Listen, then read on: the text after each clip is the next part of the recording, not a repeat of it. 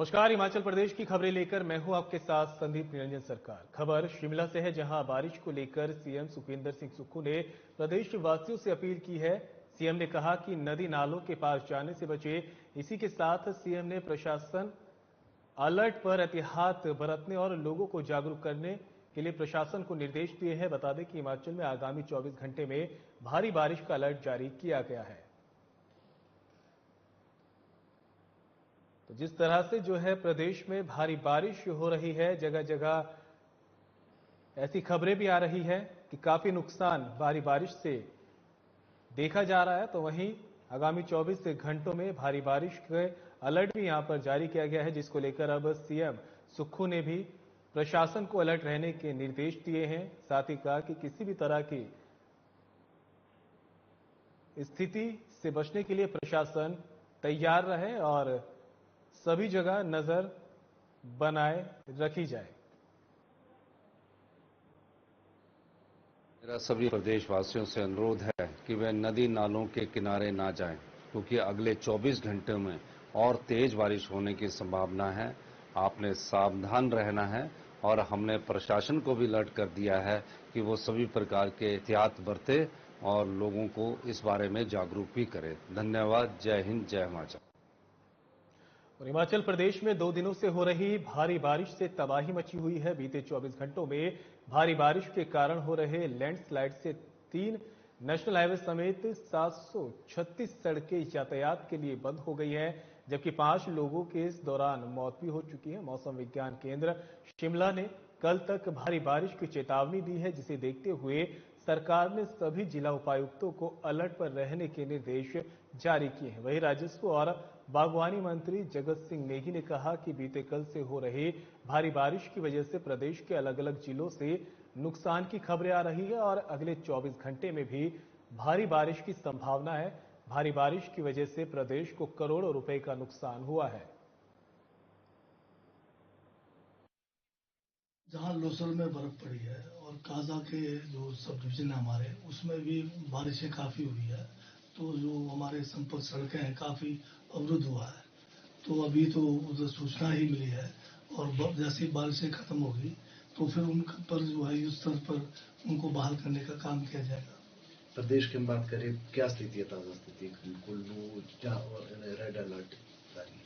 अभी बारिशें जारी है और जैसे कुल्लू का जो हमारा राष्ट्रीय नेशनल हाईवे है, 4 लेन वाला है, ये बहुत ही ज्यादा प्रभावित हुआ है मनाली और कुल्लू के बीच में और बजोरा से मंडी के बीच में।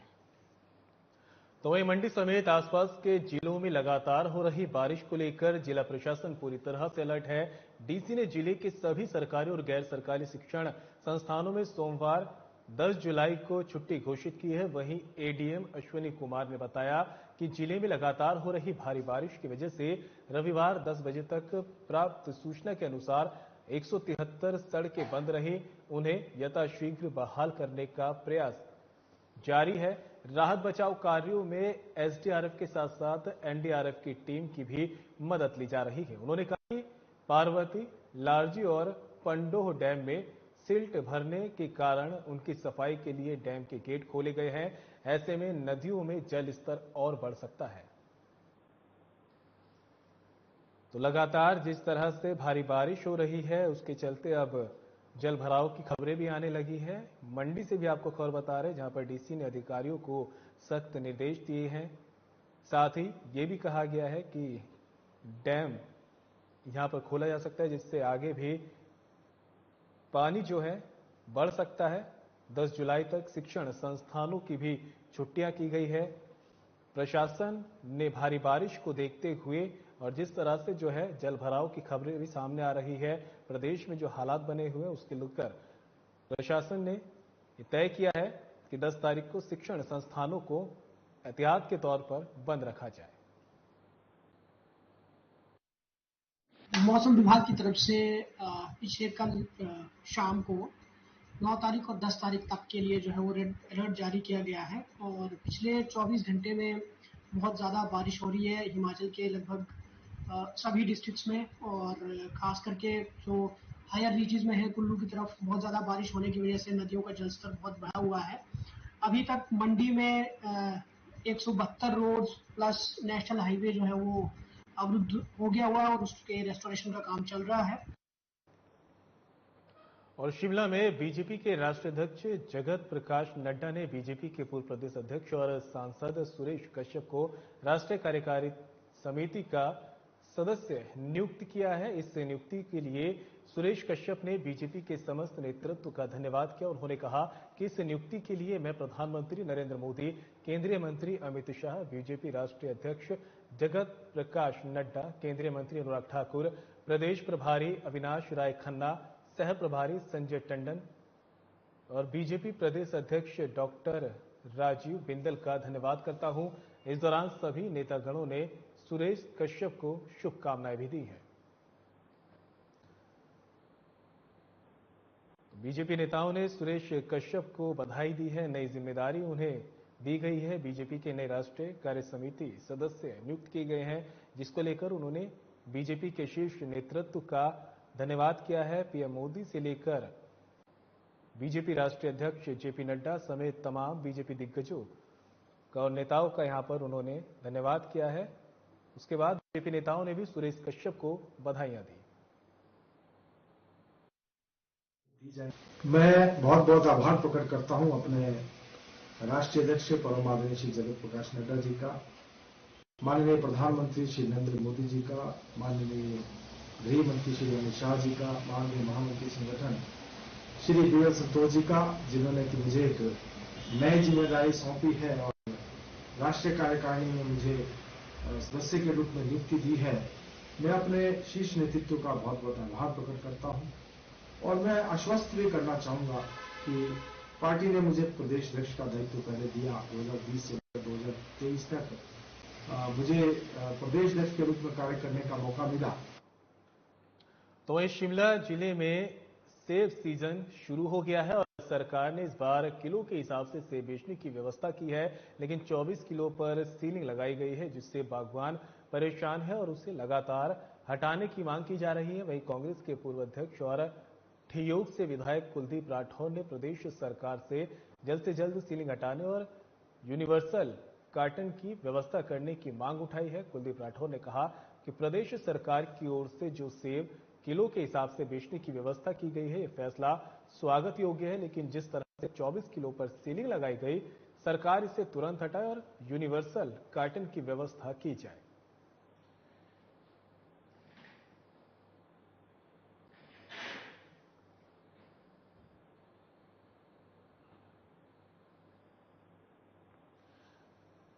खबर आपको बता रहे हैं, जहां पर बागवान अब सीलिंग हटाने की मांग कर रहे हैं। एक तरफ तो सरकार ने किलो के हिसाब से सेब बेचने की व्यवस्था की है, वहीं 24 किलो सेब पर पैकिंग पर यहां पर सीलिंग लगाई है, जिसको लेकर अब मांग की जा रही है कि सीलिंग को हटाया जाए। और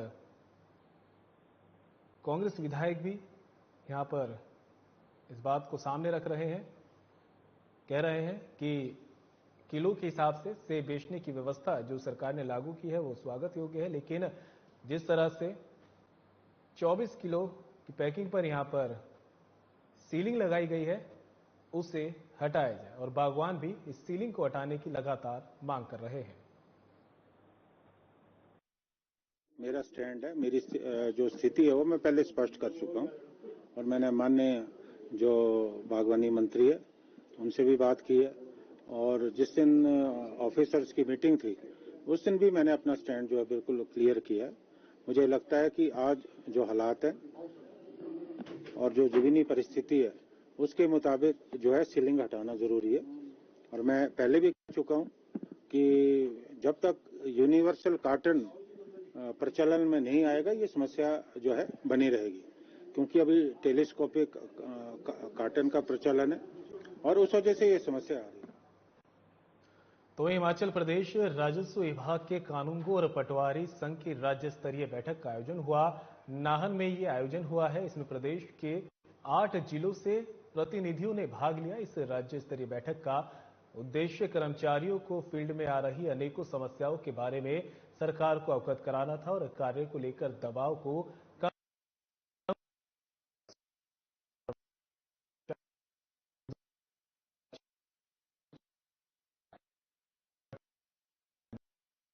सरकार उन पर कार्य करने के लिए अनेक योजनाएं तो ला रही है, मगर आधारभूत सुविधाएं नहीं मिल रही।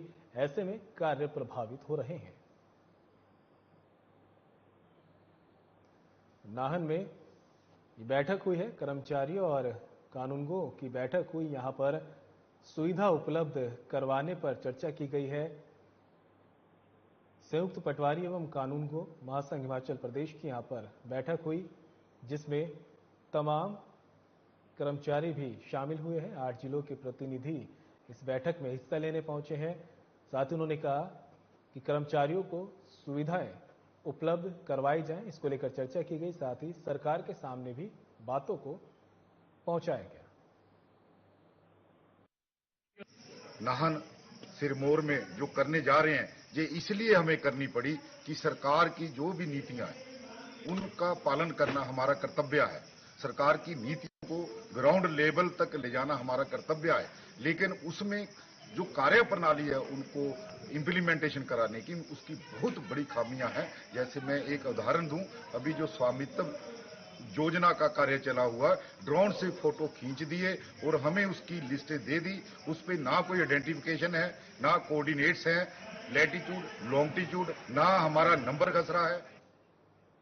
तो वहीं धर्मशाला में अंतर्राष्ट्रीय फुटबॉल स्टेडियम के निर्माण कार्यों को लेकर सवाल खड़े होने लगे हैं। साथ ही पैसे के दुरुपयोग के आरोप भी लगे हैं। धर्मशाला से कांग्रेस विधायक सुधीर शर्मा ने इसको लेकर सीएम सुखविंदर सिंह सुक्खू को पत्र लिखा है और इसकी जांच विजिलेंस से करवाने की मांग की गई है। विधायक सुधीर शर्मा ने कहा कि धर्मशाला में फुटबॉल स्टेडियम के लिए उनकी सरकार में जगह का चयन किया गया था, लेकिन बीजेपी सरकार ने इसका स्थान बदल दिया, जिस पर अब सवाल खड़े हो रहे हैं। स्टेडियम नियमों के तहत नहीं बनाया जा रहा, इसको लेकर फुटबॉल एसोसिएशन सहित अन्य लोग सवाल खड़े कर रहे हैं। धर्मशाला में स्मार्ट सिटी के अंतर्गत फुटबॉल स्टेडियम प्रस्तावित था और पूर्व सरकार के समय में उसकी भूमि जो चिन्हित की गई थी उसको बदल करके अन्यत्र स्थान पर ले जाया गया। और दुख की बात यह है कि बार बार जो यहाँ पर फुटबॉल के खिलाड़ी हैं और एसोसिएशंस हैं, उन्होंने ये आग्रह किया कि वहाँ पर पूरी लंबाई चौड़ाई का जो ग्राउंड है वो नहीं बन सकता, लेकिन फिर भी उसका निर्माण कार्य आनन फानन में शुरू करवा दिया गया। और आज जब हम देखते हैं तो अंतर्राष्ट्रीय स्तर का जो मैदान होता है या राष्ट्रीय स्तर का जो मैदान है, उसके आधी डायमेंशंस का वो ग्राउंड और वहीं हिमाचल प्रदेश की राजधानी शिमला के फागली चौक में सुबह के वक्त भारी भरकम पेड़ गाड़ी पर आ गिरा। गाड़ी में अपने छोटे बेटे के साथ मां भी मौजूद थी। दोनों की जान बाल बाल बच गई है। इस हादसे में दोनों सुरक्षित हैं, लेकिन कार पूरी तरह से क्षतिग्रस्त हो गई है। शिमला के आपके खबर बता रहे हैं, जहां पर एक पेड़ जो है गाड़ी पर आ गिरा है। तस्वीरें आपके सामने देख सकते हैं किस तरह से जो एक पेड़ गाड़ी पर गिरा।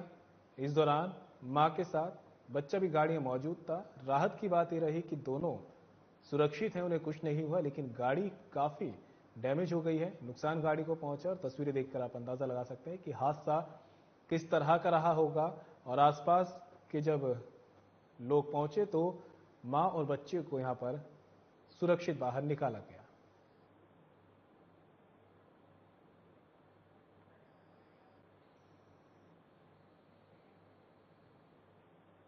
और बुलेटिन में मेरे साथ इतना ही। दीजिए इजाजत, नमस्कार।